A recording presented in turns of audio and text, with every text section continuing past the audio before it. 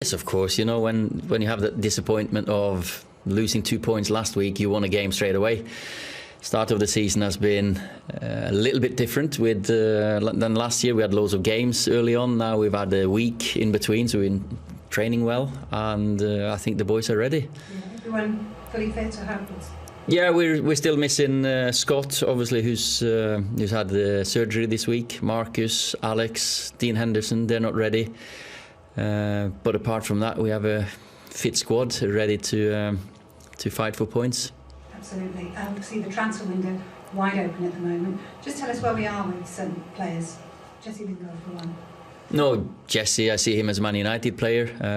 I know there's been loads of speculation about him, but he's had a very good pre-season, just been picked for England in the squad. It's just been unfortunate that he got COVID just before the league started, and he would have 100% started the first game because of the pre-season he had, so we can see him doing well this season. Well, obviously one player who hasn't been in Gareth Southgate's plans is Mason Greenwood. Is that kind of good news for you, though? I guess disappointed with him, though.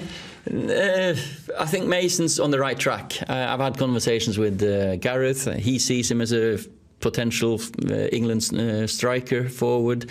We potentially see him as a very, very good talent. I think he's taken step by step, and the way Gareth wanted to manage that one, I felt very comfortable with, and I think Mason's on the right track, definitely.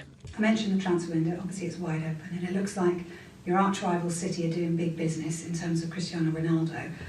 How will that affect your title hopes, do you feel, if they get a player like Cristiano Ronaldo?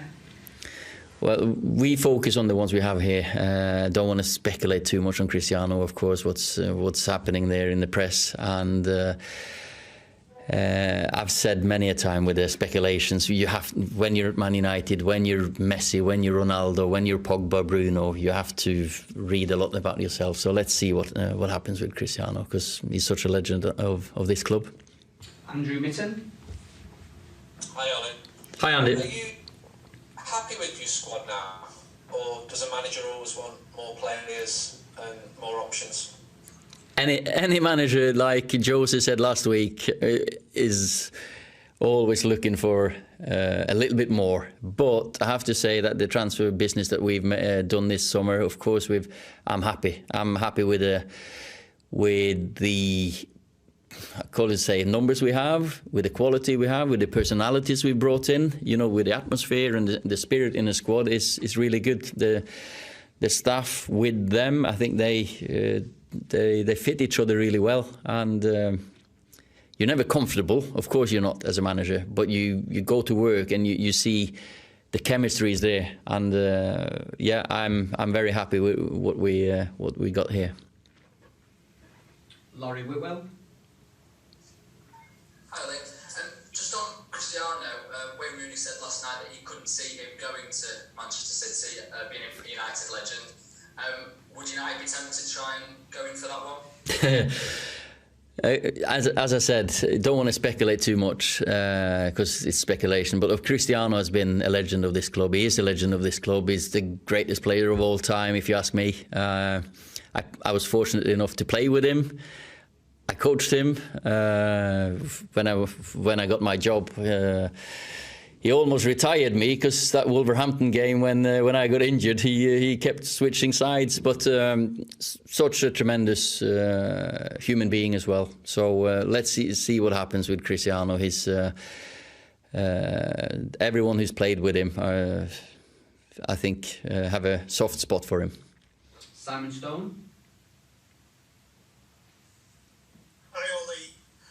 Just on a couple of other players, Donny van der Beek didn't get into the Dutch squad today, and also Phil Jones kind of came back during pre-season and seems to have disappeared again. Can you just update us on those two players and whether they've got any role to play this season for you? Yeah, I can do. Start with Donny, who, of course, we started against Leeds with a team that we picked, and a 5-1 win was, of course, I think a justification on the team selection. Of course, it always is. Then we moved to the next one. Scott couldn't play, and Nemanja has been our best player in the pre-season. I have to say that's why I chose Nemanja. He's been terrific. So I went with them two. Donny has worked hard. He's done really well. I can't say anything else than he will get his chances when the season gets going. Last season we had the Carabao Cup games. We had a game every 3 or 4 days at the start. Now we've had a week in between, 8 days even. So I can't really say it in any other way that we made a decision. Of course, when you start as well as you do, you don't want to rotate too much. But we made a couple of this. Scott couldn't start, and that was the decision that Nemanja started instead of Donny. He was very close, very, very close, and he has been very positive in the games. And Phil, he has had a horrible 18, 19, 20 months, and probably a year before that as well with injuries. I think Rio was a bit not out of order, but he was a bit unlucky. He should have called me and asked why Phil hasn't played or why Phil hasn't been here, because Phil is a no-fuss, get-on-with-it type of guy, and I think that was out of order completely. I know more than anyone how it feels to be injured at that stage.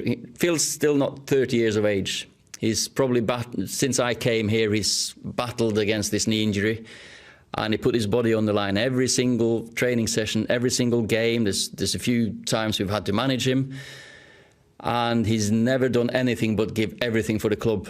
And Rio, of all, he should know more than go out and say this. I've wanted to say a lot. I've not said too much about Phil's injury because I've more or less protected him. Phil's never in social media, never asks to do interviews. He just gets his head down, proper professional. No fuss, family man, and just wants to get back fit. And we managed to get him half an hour against Burnley, which was the first half an hour against an opponent. He's played here in training. He's working his way. I was out for 2 years in a 3-year period with a knee injury. And Phil has battled valiantly, I'd say. And it's nothing more. I know how Phil has felt, because you're embarrassed at times coming in. But he has to look after his career. And he's now getting back to fitness. And now is not the time for me to throw him in, because I think if we give him a little bit more, maybe a month, 6 weeks, some behind closed doors, he'll be there. And it's for me as a manager to see that he can see the light at the end of the tunnel. It's great, because I've been through the same. So I think Rio knows as well. I think Rio should. I think he feels a little bit sorry about that one. I've not spoke to Rio, but I think he should. Sorry, that was a big, long one, but I feel Phil deserves that, because he's played here for 10 years and he's always given everything. Thank you. Thanks. Samuel Lockhart. Thanks for asking.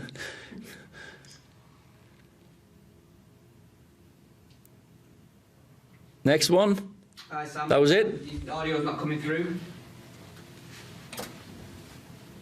I'll move on to Damien Spellman for the time being. Hi, Ollie. Can I ask about Rafael Varane?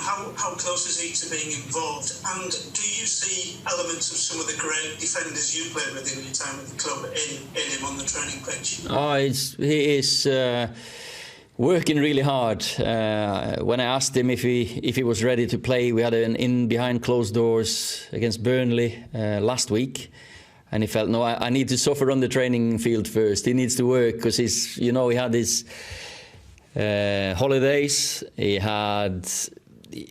He came in, said his goodbyes at Real Madrid. Then he didn't train with them.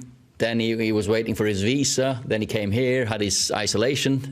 We found him a little garden, a house with a garden. He trained, but he wasn't ready to play. But now he's had a couple of weeks of good training. So and he's looking ever as impressive. He is as a person, as a player. He's got class. So he will fit in at Man United, definitely. And I think we've signed a top person and a player at the right time, because a new challenge for him after being a World Cup winner, Champions League winner at Real Madrid so many times. He probably needed a challenge, and hopefully we can challenge him to take the next step. Neil Custis.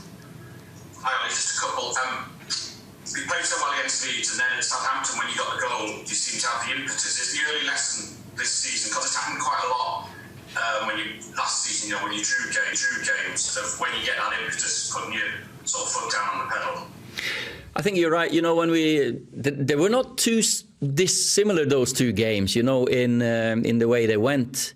Of course, we took the lead against Leeds, then they scored, then we got the momentum and we scored a couple quickly, and we were clinical. And that was the difference this time with Southampton. We weren't clinical. We didn't take our chances. We had as many or even more against Southampton. But if you're not clinical and ruthless in the box, then you won't win points in the Premier League. So we had a good spell. When I've looked at it, we had a good 10, even 15 minutes after we scored that we should have scored more. And then the last 15, we lost our way. And that was the thing we've looked at now. Stick to your structure, believe in ourselves, believe in what we're doing, believe in your teammates, and keep sticking to what we're good at. That Cristiano is quite ruthless, isn't he? I knew you were going to ask. Yeah, you know. To be fair, I could have been in that box and scored a few as well. The ones he scored, just tap-ins, you know, them overkick tap-ins and stuff. No, I have to say, as I said earlier, he's probably the greatest player of all time, arguably him and Messi. So, but then it is what it is. Mike McGrath. So just on that, Ollie, if Allegri has said that Cristiano wants to move, I was just asking, with one of the greatest players ever on the market, why would Manchester United not try for a move like that? Well, it's, you know,